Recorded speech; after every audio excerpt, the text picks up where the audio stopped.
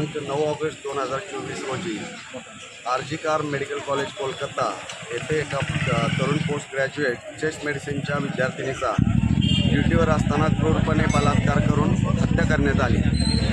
या गुन्ह्याच्या तपासात कॉलेज प्रशासन आणि पोलिसांचा प्रतिसाद संशयास्पद होता आणि प्रामाणिकपणे तपास सुरू ठेवण्यात ते यशस्वी ठरले।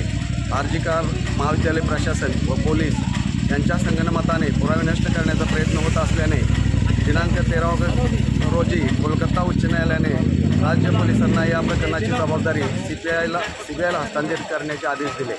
दरम्यान 15 ऑगस्ट रोजी मेडिकल कॉलेजला मोठ्या जमावाने तोडफोड केली। आंदोलन करणाऱ्या वैद्यकीय विद्यार्थ्यांवर हल्ला केला। जमावाने गुन्हा झालेली जागेची तोडफोड करून पुरावे नष्ट करण्याचा प्रयत्न केला।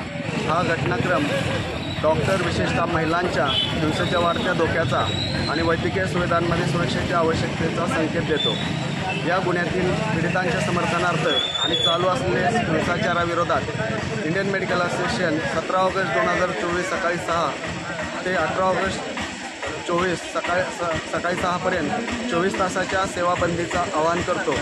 अत्यावश्यक व आपत्कालीन सेवा सुरू राहतील, पण बाह्यरुग्ण तपासणी व शस्त्रक्रिया बंद ठेवण्यात येतील। इंडियन मेडिकल असोसिएशन सर्व देशवासियांना या गुन्ह्यातील पीडित महिलां डॉक्टरांच्या कुटुंबास न्याय मिळवून देण्यासाठी या संपास समर्थन देण्याची विनंती करते आणि डॉक्टरांच्या सुरक्षेसाठी योग्य ती यंत्रणा उभी करून कायदा बदल करण्याचा आग्रह केंद्र शासनाकडे करते। धन्यवाद। तर त्या पीडित आमच्या वैद्यकीय भगिनीला योग्य तो त्यांच्या कुटुंबियांना न्याय मिळावा, अशा प्रकारच्या घटना परत घडू नयेत। डॉक्टरांना मुक्तपणे प्रॅक्टिस करता यावी यासाठी कठोर कायदा जरूर करण्यात यावा।